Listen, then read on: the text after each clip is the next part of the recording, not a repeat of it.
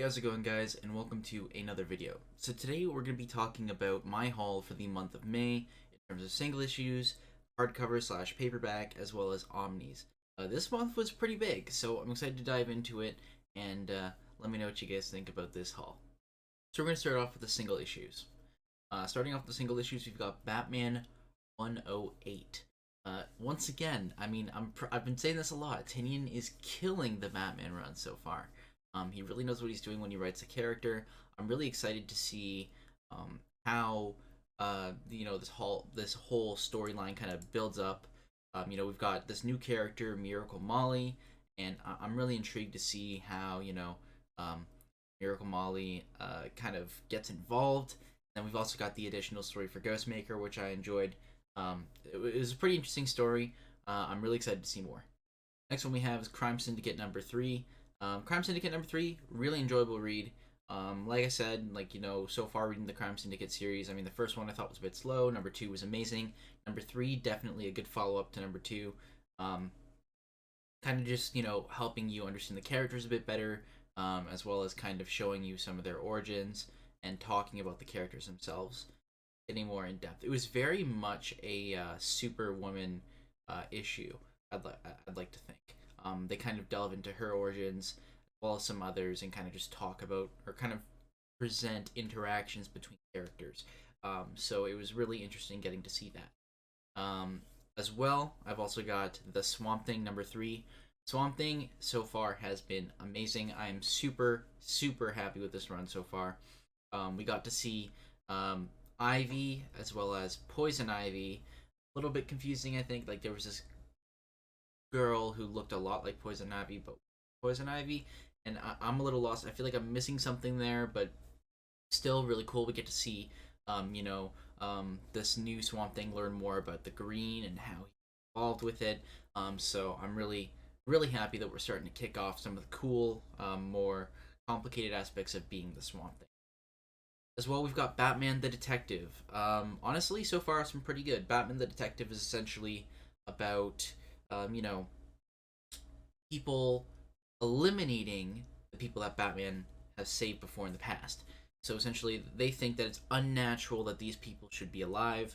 Like, they obviously have some kind of vendetta against Batman, so they're killing off all the people Batman's ever saved before.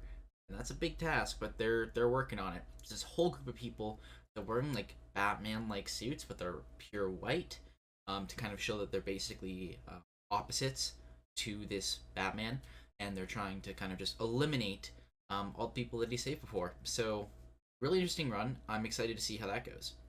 Another cool issue was the Joker, number 3. Honestly, this issue was very much a James Gordon issue, but don't get me wrong, it's still the Joker.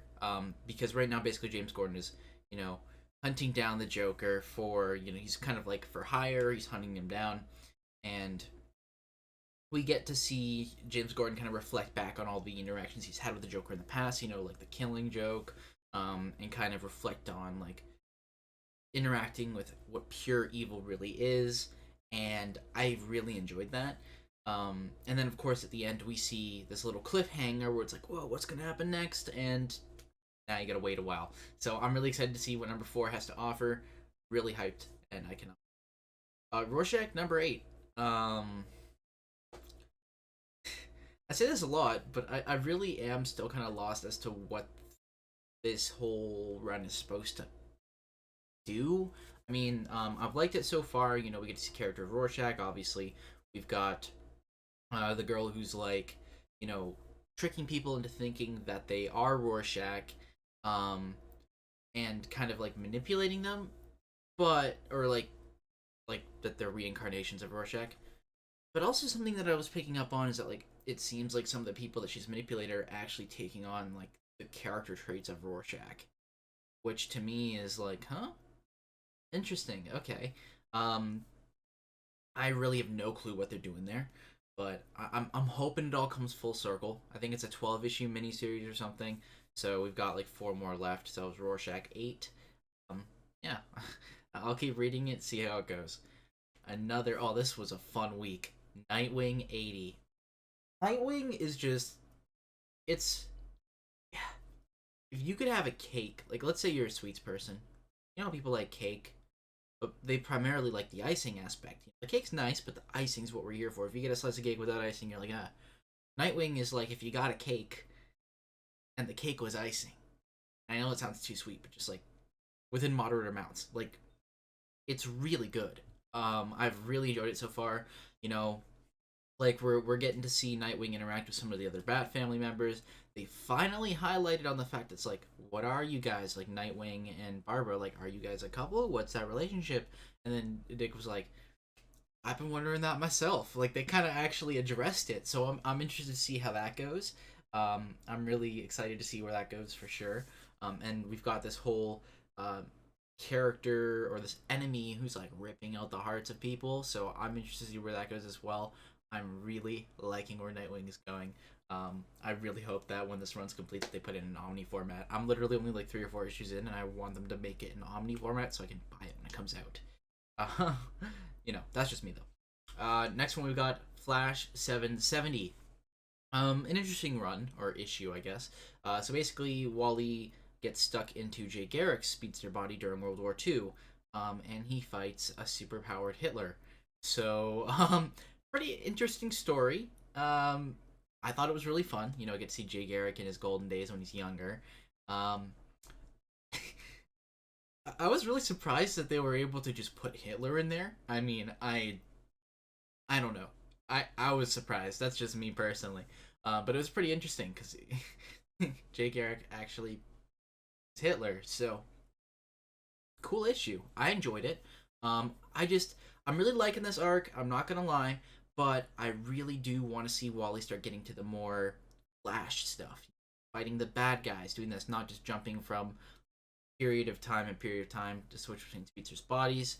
Um, he's been to Impulse, he's been to some like Jurassic era, and now he's been in Jay Garrick's body. Like, I just kind of want to see what some of the possibilities are in terms of like him just like kind of as a Flash, him taking on the Rogues Gallery, stuff like that. But so far, this run has been really good. Another issue from this month, Robin #2. Robin #2, a solid read. I really did enjoy it. There's this whole mystery going on. So basically, they're on this like island of Lazarus, and people who die there, they come back to life. They get reborn, but only 3 times. And so it's like this whole tournament where you can really show off your skills and kill. And there's a bunch of like people with unique abilities. So we're still kind of figuring out what exactly is going on the island. So far, we've discovered some kind of like sus stuff happening on it, but we're not really sure what it entails.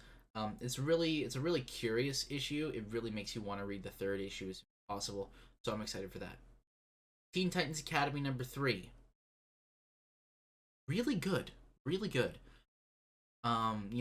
We get to see some Suicide Squad crossover, which makes me wonder if I should be reading Suicide Squad, because like they do actually touch on it, because some of these characters from Teen Titans Academy end up being part of the Suicide Squad in the Future State run.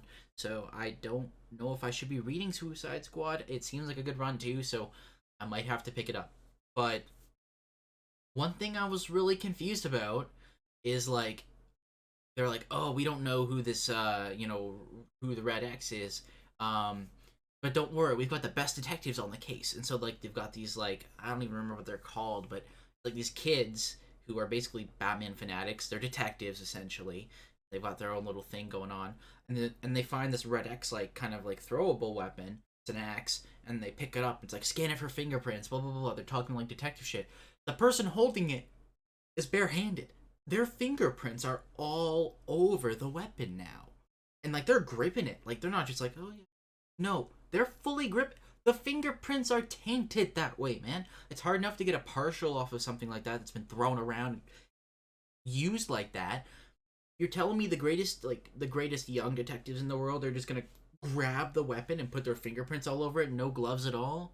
That to me was like, I finished the issue. I looked at it. I was like, I hope they explain this in the next issue, because this to me seems like a very fatal flaw when it comes to, you're a detective, know how to peruse a crime scene, whatever. This next one, Batman Black and White #6. So the final issue to Batman Black and White. This has been a fun six-issue miniseries, and I gotta say, I think this one was my favorite. Every single story was back to back to back with bangers, man. I absolutely loved all of them. If you haven't already, I recommend you pick up Batman Black and White #6. You don't have to have read the previous ones. These are all small stories, kind of wound within one issue. Um, Separate artists, separate storytellers. They're all like one-offs. You can read them without having read previous issues. And #6 was honestly one of my favorites. Um, because we get to see Batman interact with actual people in terms of like people who are living on the streets, and there's a lot of really cool interactions there that I really enjoyed. So I thought #5 was gonna be my favorite. No, #6 up there at the top. 100% recommend that issue to anyone who's just curious. Pick it up if you get a chance. So now we're gonna move on to the trade paperbacks and hardcovers. This is not a very big list. No, I only bought one hardcover this entire month. I know. Wow, I saved money. Not really. Don't worry. You'll see what I mean. But in that hardcover is Batman Curse of the White Knight. Got that for $15. Yeah, it was a good read. I've already reviewed it, so I'm not going to go too in depth, but it was really interesting getting to see, the good side of the Joker, or Jack Napier, as they say. The one who's been stuck inside the Joker's body. I really like the White Knight universe of Batman. I've really enjoyed it so far. So definitely recommend reading that if you haven't already. I've talked about it more in my review before. If you want to go check it out, go for it. But yeah, let's move on to I think, my favorite format, which is the Omni format. Now, you've probably noticed I've got some shelves behind me. You're seeing stuff in my room you haven't seen before. You see closet. You see, oh my gosh, bed, and you see a new bookshelf next to my old bookshelf. So yeah, I rearranged my room and I have another bookshelf because that's just how much content I have. There's a lot. There's a lot for this month for Omnis, but I want a quick disclaimer here, all right? Because I happen to know family members that watch my videos. Not all of this came out of my wallet, all right? You might notice a lot of my bookshelf has been cleared out. Some of that's because I moved my Omnis over. A lot of it's because I sold a lot of my paperbacks, which means I had extra money. So a lot of these Omnis, expensive as they were paid by selling my old comics. So do not worry, mother or father or whoever's watching this. I paid for them not out of pocket, but by selling some stuff. Okay, all right. Batman by Grant Morrison, Volume 1, $60 flat. Have not read it yet because I'm waiting for #2. I have #1 and #2 right here. And yeah, I'm waiting for #2 to drop down in price. Right now it's at 80, and I've seen it go as low as 60, so I'm waiting for that to happen. And then I'll start reading the Grant Morrison run. New Teen Titans, Omnibus Volumes 1 through 4. Thank you very much, Alex, by the way. Shout out to you. So as you can see, I've got the Judas Contract Deluxe between, these 4 Omnis. So I got that for $300 flat. An amazing deal when you consider that I think Volume 1's out of print, and each of them is worth like $130, $150 Canadian each. So yeah, pretty amazing deal. Next one, we got the Amazing Spider-Man by David Michelinie and Todd McFarlane, as well as the Amazing Spider-Man by David Michelinie and Eric Larson, as well as the Spider-Man vs. Venom. I'm saying all those at the same time because I got them as a set. You can see them right here. We got 1, 2, and 3.